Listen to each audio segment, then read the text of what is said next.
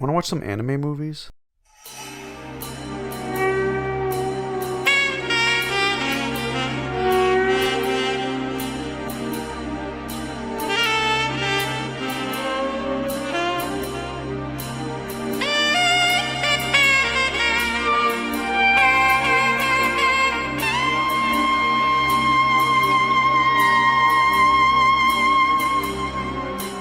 If you were to ask my very biased opinion on what the highest form of modern or contemporary art is, I'd say the traditionally animated film.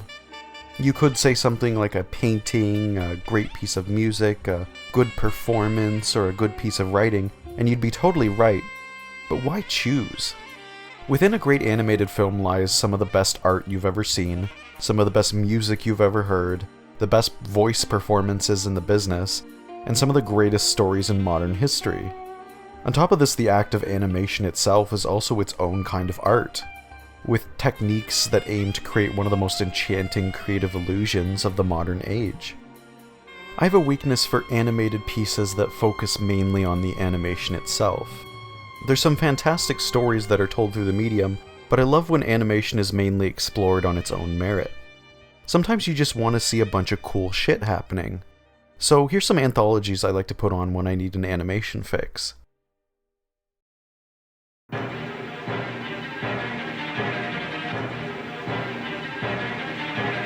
Since there's technically 9 short films in this movie, I'm going to be stating a couple basic points about them all, and highlight 3 of my favorites once we reach them. The other 2 anthology films feature 3 short films that are mostly longer than the ones in this movie, so I'm going to try to touch on all 3 movies in a similar way. The intro and outro of the movie are done by Atsuko Fukushima, co-directing with Katsuhiro Otomo. We'll get to you later. You haven't seen the last of me!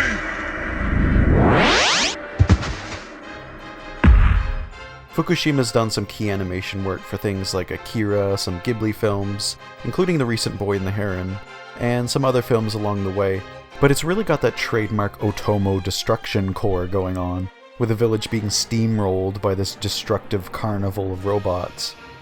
It's got this weird sense of dark humor where the explosions and carnage are meant to be seen as kind of fireworks and theatrics that denote the coming of a parade or circus. It's a fun way to grab the audience's attention for the rest of the movie, and it leaves you with a number of images that will only increase in size as the shorts go on.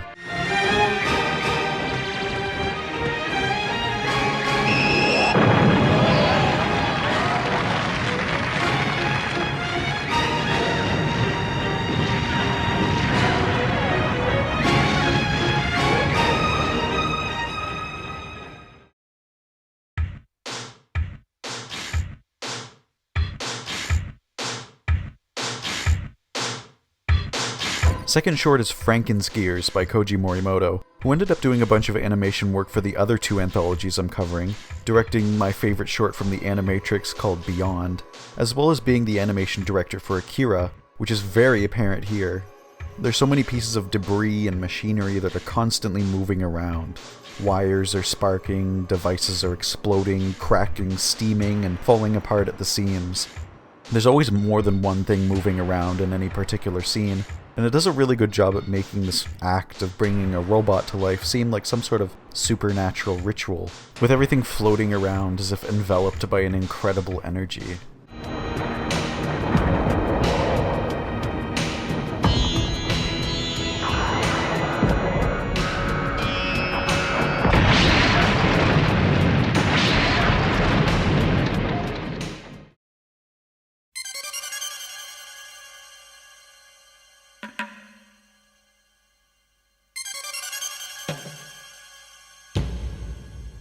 Third short is Deprive by Hidetoshi Omori. His works include a golfing show called Dando, and the sequel to a demon movie called Urotsukadoji, which looks a little too sleazy for my tastes. I just worship his fat banana.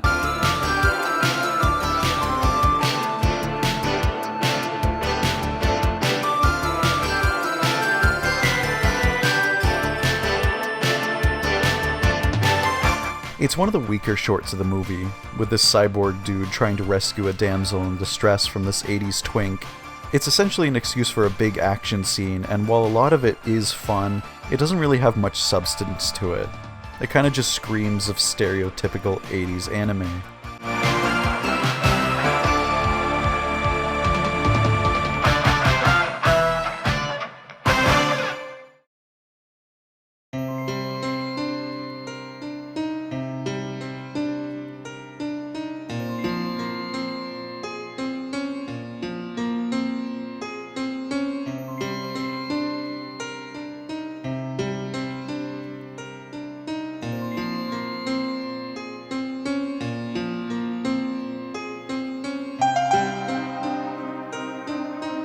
Presence is the first short that I really want to dive deep into.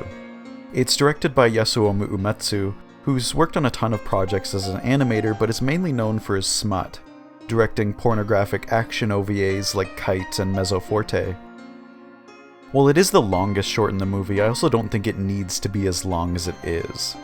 It begins with this cold open of a dude getting his head kicked off, and then goes into this perspective of a family man with a wife and daughter. There's an inner monologue where he talks about how he's jealous of his hard-working wife, which features this insanely cool shot that only appears for a couple seconds. He makes a big deal about how his co-workers consider him to be a feminist, but as we all know, dudes that go out of their way to make a point about how much of a feminist they are usually hiding something. In this case, he's literally hiding something, as he tells of a secret project he's been working on in a cabin out in the woods. He's been creating this robot woman in the woods, and he explains that he's desperate to have a source of femininity in his life. 俺は母親の愛情を知らない。結婚に対する憧れが人一倍強かったわけも自分自身納得している。俺は妻に女性を求めたのだ。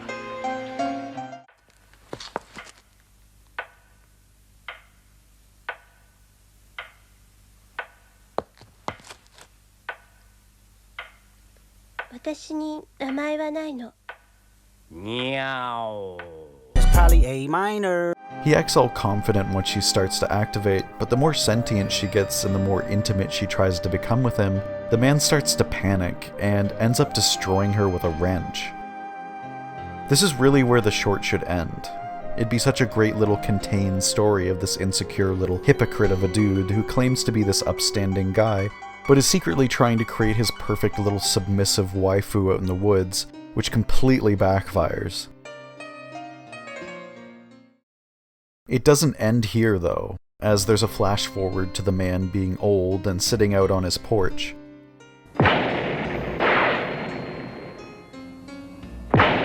He's plagued by this vivid, waking nightmare of the robot girl being destroyed, and decides to revisit the old cabin as some kind of closure.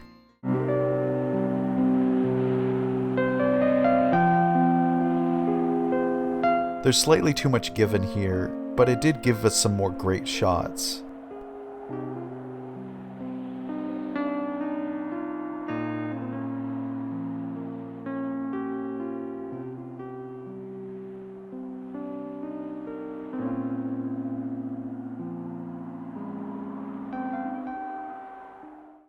This would be a good time to stop the short, Umetsu. No! DJ, turn it up louder! We get another flash forward of him being an even older man, and there's this metaphorical scene where he gets taken away by the robot girl as a means of representing his death of old age. It's so unnecessary. There's a couple times in this short where it fades to black after this really striking shot, and it just doesn't end until this point. This dude doesn't need this happy little poetic ending. He needs the ending where he's this little depravo who's scared of women thinking. It ends up muddling its message.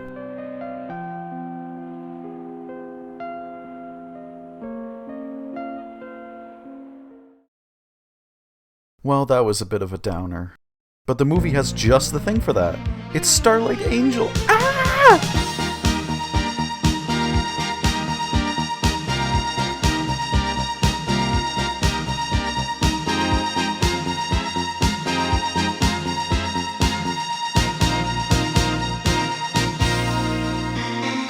This one just bleeds good vibes.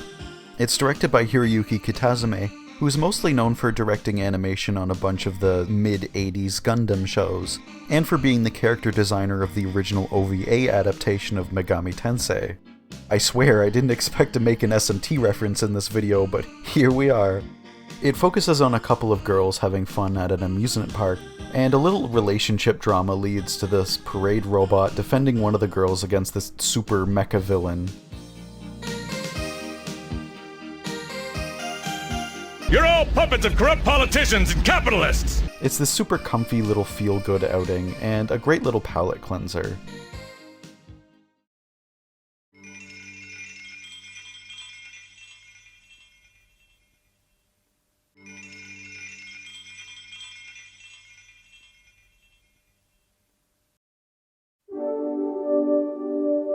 Cloud is one of the most unique animated shorts I've ever seen, and it's the second short I want to dive into. It was created by Manabu Ohashi, working under the pseudonym of Mao Lambdo, who's done a ton of key animation work for movies like Osamu Tezuka's Metropolis, Venus Wars, Golgo 13 the Professional, and much, much more. When I first watched Robot Carnival, I was initially kind of dismissive towards this short. I thought it was kind of artsy and pretentious.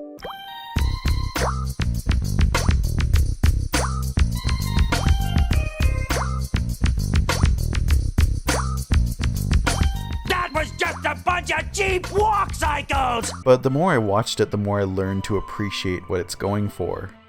It's easily the most abstract, artistic piece in the movie, with the viewer following this little twink Pinocchio-looking dude as he moves across the bottom of the screen. It's got this really unique art style, with these rough, almost print-etching style images of clouds and storms and flying objects that float across the screen. I've got a really soft spot for panoramic shots in animated films, where multiple backgrounds move along the frame at different speeds in order to create this really striking illusion of depth and complexity. The soundtrack for this section is really the star of the show here though, and easily has the best pieces of music in the movie, with these playful little synths that flow into these somber, ethereal waves.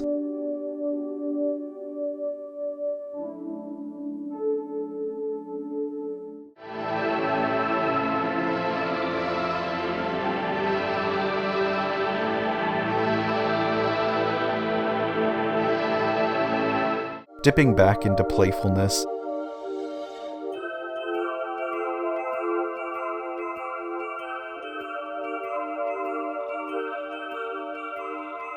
ending with this gorgeous piano piece as the figure is bathed in this radiant light.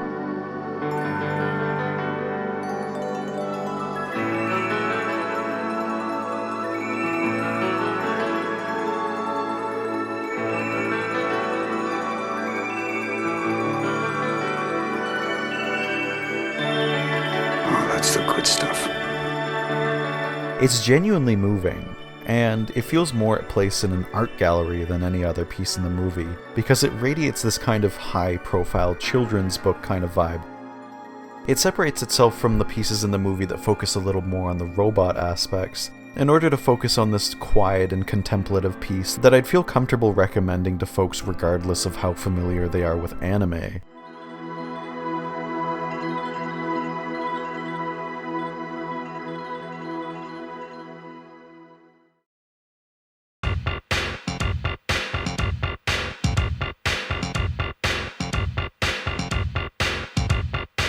This next one, Strange Tales of Meiji Machine Culture, The Westerner's Invasion, which most have shortened to A Tale of Two Robots, is really interesting conceptually. It's directed by Hiroyuki Kitakubo, who's known for directing Otomo's screenplay of Rojin Z, Golden Boy, Blood the Last Vampire, and that one Murphy's Irish Stout commercial with the running samurai. The short itself is essentially a mecha battle that takes place during the Meiji period, around the end of the 19th century. It's supposed to be this battle defending Japan, with the Japanese mech trying to defend against this invading Western mad scientist's mech. The Western scientist has this hilarious English voice in the original version. It is unfortunate that this must happen. I pray that your souls may rest with God. And it's points like this in the movie where I'm surprised they even felt the need to create an English dub for the movie in the first place. Most of the movie is devoid of dialogue, and in cases like this short, the original version makes more sense comedically. So you think you can move and maneuver just like my machine? A machine invented by me? The world's greatest brain! Get out of the bay! I'm not entirely sure if the short is meant to be a celebration of Japanese values or a kind of parody of propaganda. 勝ったなんかうやむやだね。そうだね。でもよくやったね。みんな見ろ、日本のあけぼのだ。あれは夕日よ。あ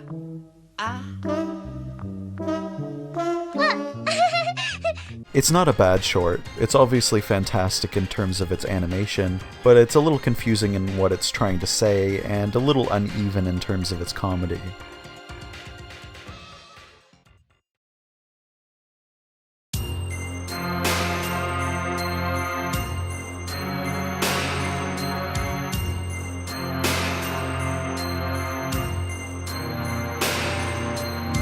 The last short before the outro is Chicken Man and Redneck, which wins the award for the best title out of all the shorts. I tried this one chili and it set my mouth on fire. It's the Chicken Man! And the final short I'll be diving a little more into for this movie.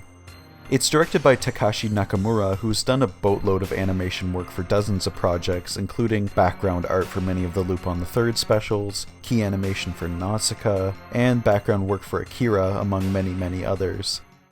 The short is a direct homage to the ending of the most well-known animated anthology movie, Fantasia, and it works as a kind of robot version of The Night on Bald Mountain.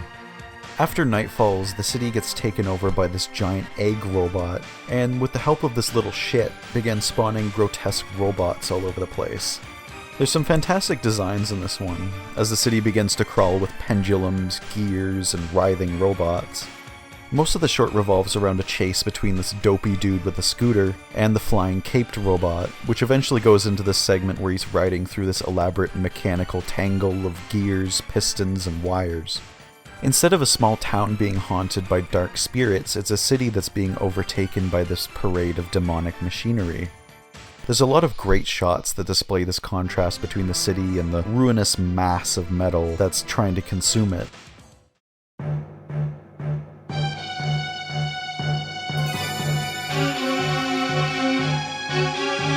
I suppose the weakest aspect of this short is the music itself. It's got some pretty stock synth instrumentation throughout, and while the composition isn't bad, when you're doing an homage to Night on Bald Mountain, there's always going to be that musical comparison. And at the end of the day, a lot of the short's soundtrack just sounds like it was made on a Casio keyboard.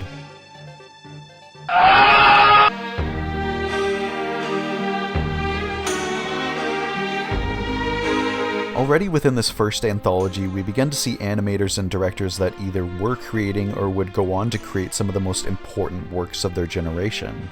While some shorts are better than others, there are bursts of brilliance in each one. It's almost like cutting into the tree trunk of Japanese animation to see a little time capsule of when a lot of these animators were either going to be in their prime or were in their prime. Also, the song that plays in the end credits kind of sounds like an Enya song.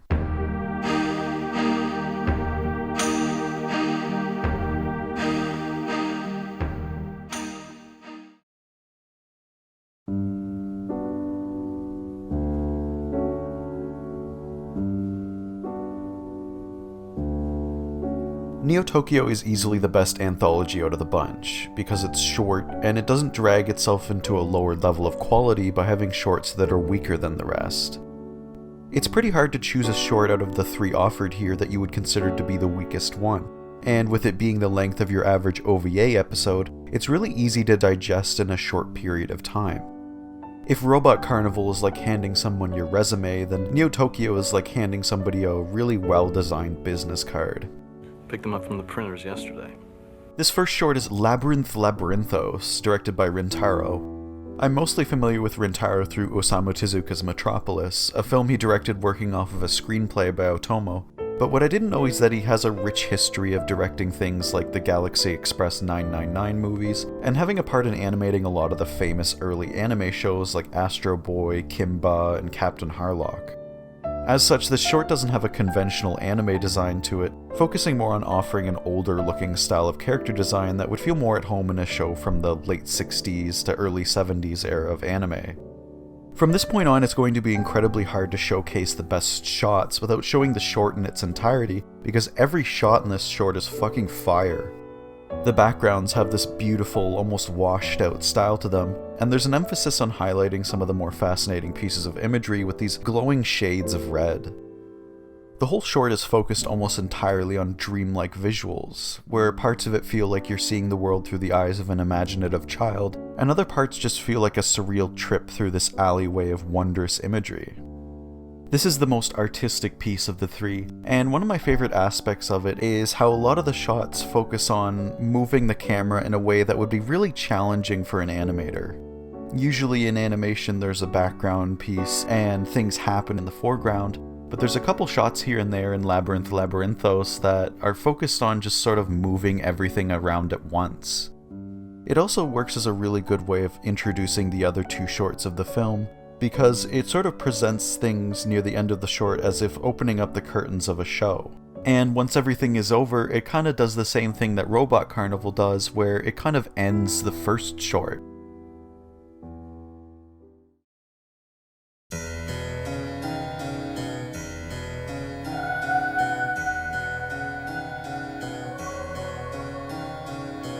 If you've been on the internet for a while and have been made aware of stuff like vaporwave mixes and places devoted to 80s aesthetics, chances are you've seen at least one shot from either Running Man or another one of Yoshiaki Kawajiri's works.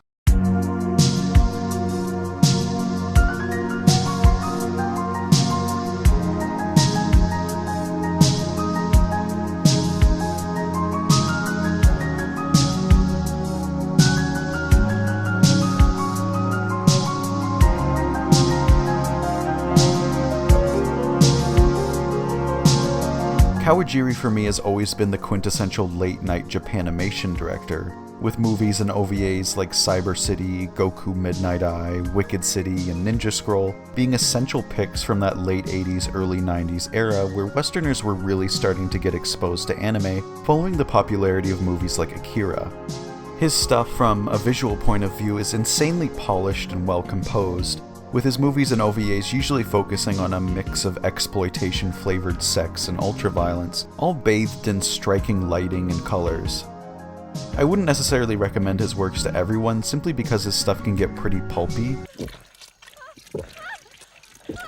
Hawaiian Punch Fruit Punch with 10% real fruit juice. But this short is easily one of his more tasteful pieces. It follows a reporter for a magazine covering a kind of sci-fi death race version of NASCAR, where the reigning champion has been so mentally and physically changed by the races he's won that he's essentially developed psychic powers. This is where the brevity of the short really shines. It doesn't really have the time to explain the supernatural stuff, but it doesn't need to. The lack of explanation really allows the short to mystify the audience and show them some really fantastic pieces of imagery and animation, while also adding some disturbing flourishes along the way. I've always liked how it seems like the racer is slowly transforming into a being that transcends the limits of humanity. There's a couple of shots where he opens his mouth a little too wide, and it creates this uncanny feeling that you're witnessing a literal speed demon. There's some great shots near the end where the racers get eviscerated by the sheer speed of the race.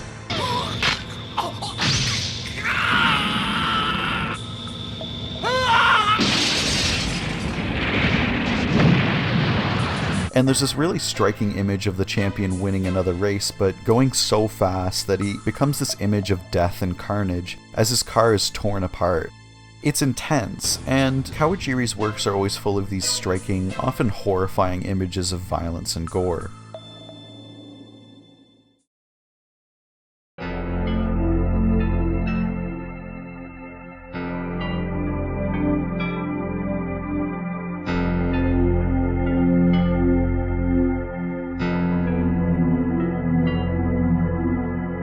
Construction Cancellation Order is Otomo's short, focusing on a foreman who's tasked with shutting down a construction project headed by a bunch of malfunctioning robots.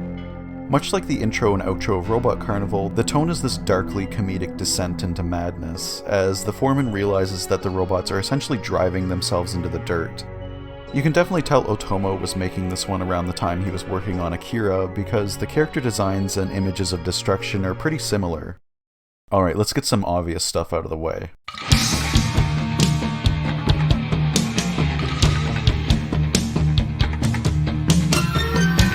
Otomo's an interesting figure in the realm of Japanese animation because while some creators are either urged or urge themselves to keep creating pieces, once one experiences Otomo's best work, you realize that he could have spent the rest of his life living under a rock jerking off to hentai, and he'd still be seen as one of the most important manga and anime creators to ever live. You may have noticed that the majority of creators in the first anthology had a part in making Akira, which goes to show how important of an achievement it was in terms of theatrical animation. It's a fascinating phenomenon not only because it's simultaneously one of the most important pieces of fiction both on page and on screen, but also because both projects were headed by the same individual. It's not every day the author of a fantastic series of books takes on the responsibility of adapting their own work into one of the finest movies ever made. What impresses me about Otomo's animation style is how both imagery and movement blend together in almost every scene. I find in a lot of anime there's often lulls between moments of high intensity where animation takes a back seat and relies more on still imagery and subtle animation tricks to save the budget for the action, but with Otomo the animation is always on in some way or another. Whether it be things like using lip sync instead of mouth flaps, or throwing in scenes where both the characters in the background are in motion, it's very obvious that Otomo's fascinated with making animation as dynamic as possible.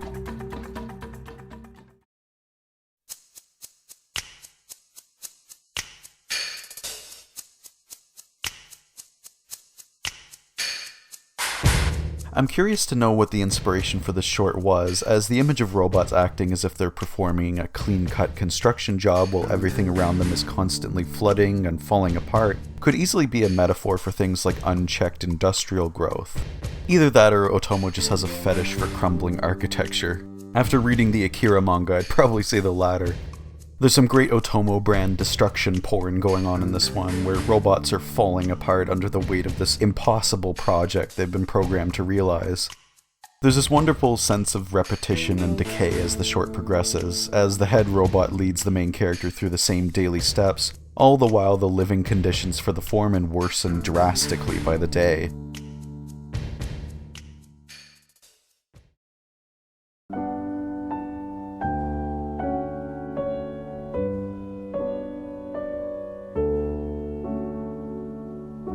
Once again, it's very hard to pick a favorite amongst these three shorts. They're also well produced and different in terms of how they express themselves to the viewer that you get a completely different viewing experience with each, all without overstaying their welcome. There are certain aspects of the other two anthologies that are better than this one, but there's so much concentrated aesthetic quality in this one that I feel comfortable saying that it's the anime anthology. You know a movie's gonna be special when the fucking splash screen goes hard.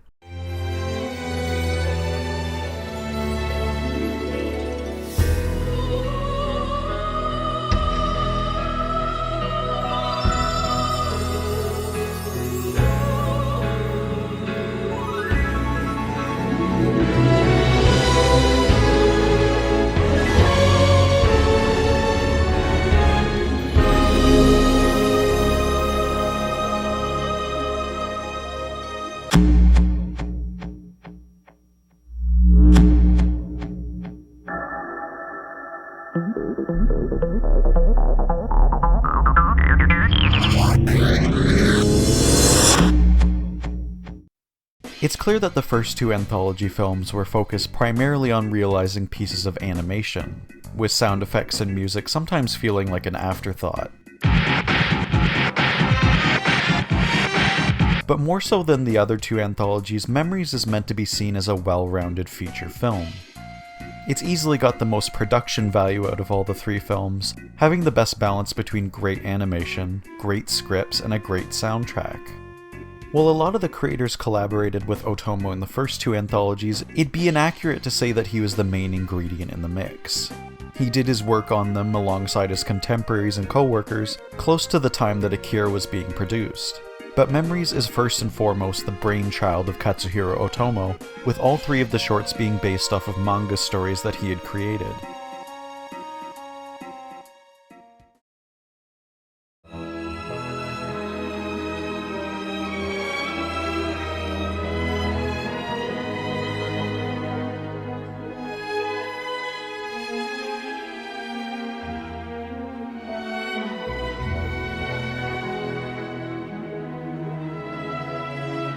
Koji Morimoto, the director of Frankenskiers, returns to direct Magnetic Rose for this movie, and he's working alongside a pretty stacked crew. Satoshi Kon provided the script. You know the kind of thing.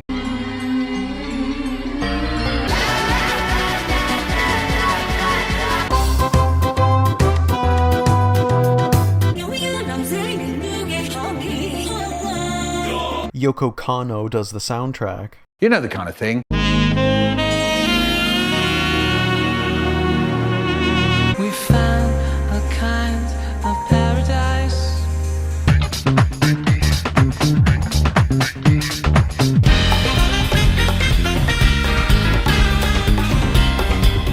The short is essentially the first half of Alien, except instead of a mining vessel finding a derelict craft full of facehuggers, it's a salvage crew that finds this huge structure that serves as a giant coffin for a long-dead opera star.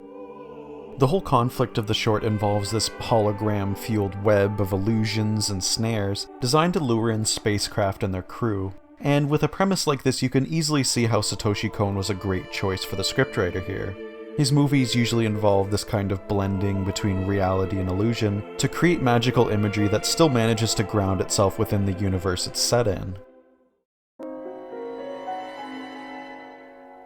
Some of my favorite stuff in the short is how the interior of the structure gradually shifts and deteriorates over time.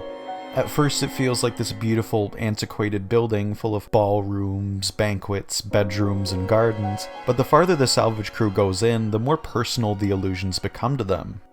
I also like how the main character's daughter has some subtle design similarities to the scientists from Frankenskiers.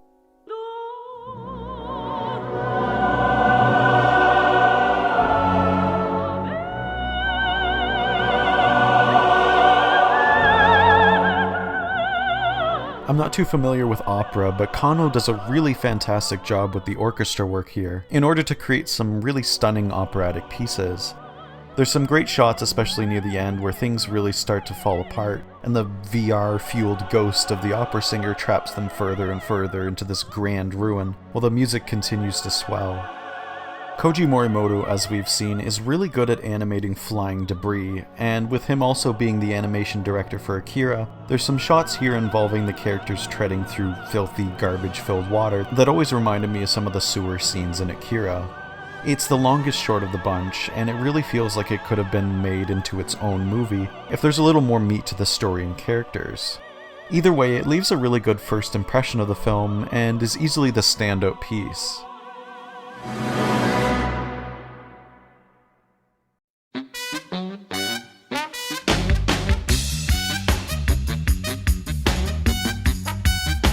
Stink Bomb's story really focuses on that kind of dark humor that Otomo's shorts had in the previous anthologies. It follows a guy who accidentally takes a pill that turns him into a bioweapon that emits a gas that can kill anyone even remotely near him, and the humor of the short stems from the fact that he's completely unaware of the fact that he's the one causing the whole disaster.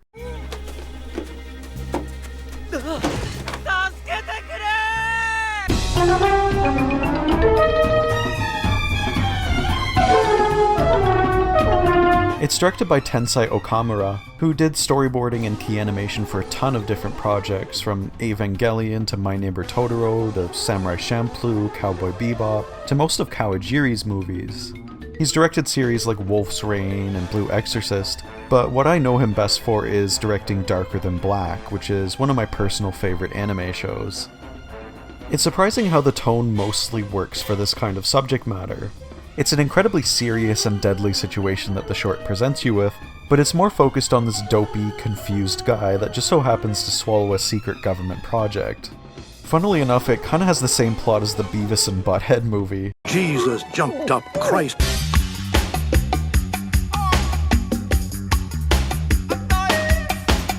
It's got a soundtrack done by jazz musician Jun Miyake, and the whole short has this playful sort of goofballs day on the town vibe that really complements the main character's obliviousness. The best stuff in the short is in the second half, where the army gets involved, and there's some fantastic shots of the main character trying to avoid getting blown up, and a great sequence directed by Kawajiri involving a tunnel and these high-tech spacesuits that they bring in to avoid the gas. While it's a great short overall, I do think there's more risk of the audience getting tired with the central joke. If you don't find the absurd situation he's in to be particularly funny, then there's a decent chance you're not going to gel with the short overall. There's some great antics involving governments scrambling to figure out a solution, while some are persistent on keeping the stink bomb alive, a la Aliens, but again, it kinda hinges on whether or not you find the short funny.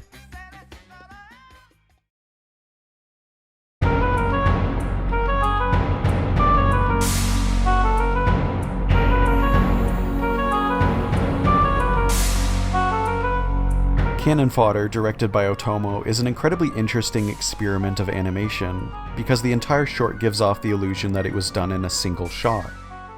The whole thing is essentially just Otomo showing off, and because of how complex it is, it's the shortest piece in the movie. It's this kind of satire of authoritarian warmongering societies, where every aspect of the people's lives are centered around the firing of giant cannons against a nondescript, possibly non-existent enemy. The art style has these very strange character designs and these kind of swooping, experimental animated camera movements, which reminded me a lot of certain pieces of Soviet animation. The USSR ended up producing a ton of super experimental animation that didn't usually play by a lot of the established rules of animation up to that point, and while a good amount of it looks really messy, the ambition behind a lot of these projects is what makes them really worth watching.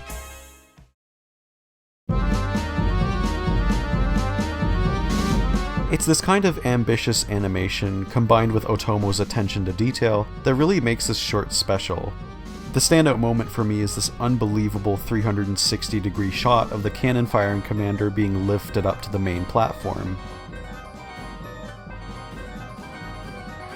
It's a feat of traditional animation techniques, and, true to Otomo's form, is the most focused on highlighting the spectacle of animation of the three shorts.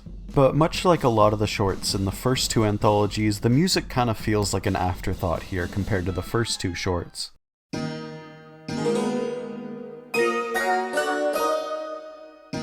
It has this kind of stereotypical "we are in Soviet Russia" kind of Eastern European twanging, but much like the weaker tracks of Robot Carnival, it kinda just sounds like it was made on a cheap keyboard. Both examples are concerned more with the quality of animation over anything else, and if you go in with that mindset, there's a good chance you'll be satisfied with it. With animation this good, it's hard not to find it remarkable.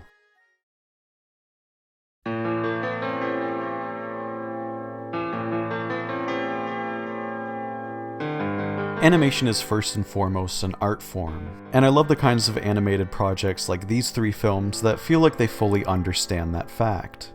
To have a period in time where pieces like these three anthologies were allowed to exist and be given a widespread or theatrical release fills me with an immense feeling of joy and satisfaction. Because in a lot of cases, animation on this level of artistic expression isn't always given the freedom to exist nowadays. Animation in its truest form is a threat to a lot of capitalistic practices because, like any art form, it's more concerned with furthering its artistic techniques, expressions, and breadth of subject matter than making back its budget as an intellectual property. These aspects might have been able to coexist when animation was all newfangled and you could advertise it like a fucking carnival barker, but it takes a lot of respect for the art of animation in order to keep it in a state of stability and healthy evolution. It may sound naive, and I'm sure my bias is showing again, but in an artistic sense, animation is the closest thing to genuine magic that we as a species has ever created. It allows us to expand our imaginations and cinematic vocabulary to focus on things that would be impossible to properly represent in the realm of live-action filmmaking. It removes the limiter on cinematic expression.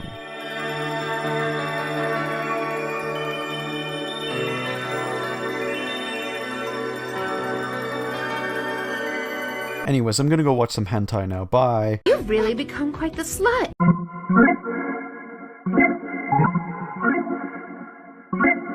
Hi everybody, thanks for sticking to the end. While the channel's mostly going to focus on gaming content, I do want to take at least one episode per season to focus on something a bit different. And with this one, it was a great opportunity for me to just geek out about the kinds of animation I love. When it comes to animation, I have a really hard time picking favorites, but off the top of my head, I do want to name a few that are really worth checking out. So I'm going to try to avoid some of the obvious ones, like, yeah, of course, Akira's great. Yeah, of course, Ghost in the Shell's great. Yeah, of course, most of the Ghibli movies are great. So I'll see if I can name some that are like a half step below mainstream recognition, kinda.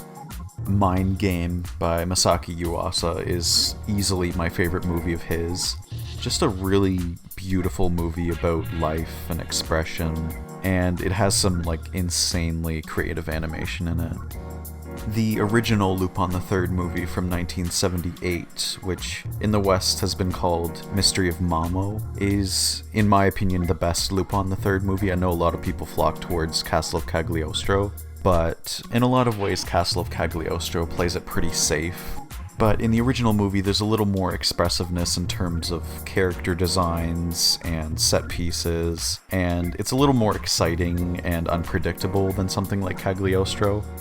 Rock and Rule is a really fun Canadian animated movie from the early 80s, and it's a movie that deserves a little more recognition because, while it's not a perfect movie, the writing's kind of hit or miss, especially when it comes to the jokes, but it was a massive flop on release, and a lot of the footage kind of got destroyed shortly after, and a lot of people have been working really hard to restore the movie, and the animation in it is beautiful. At the time, it looked better than a lot of the contemporary Disney productions, and it kind of deserves to go down in history as an essential piece of Canadian animation.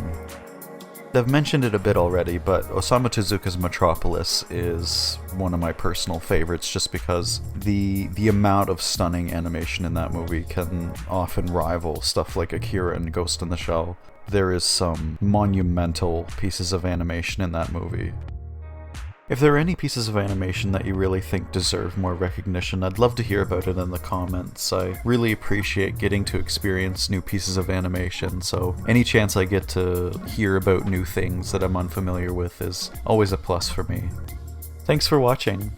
There's going to be more episodes next year, so stay tuned. Have a good day, everybody.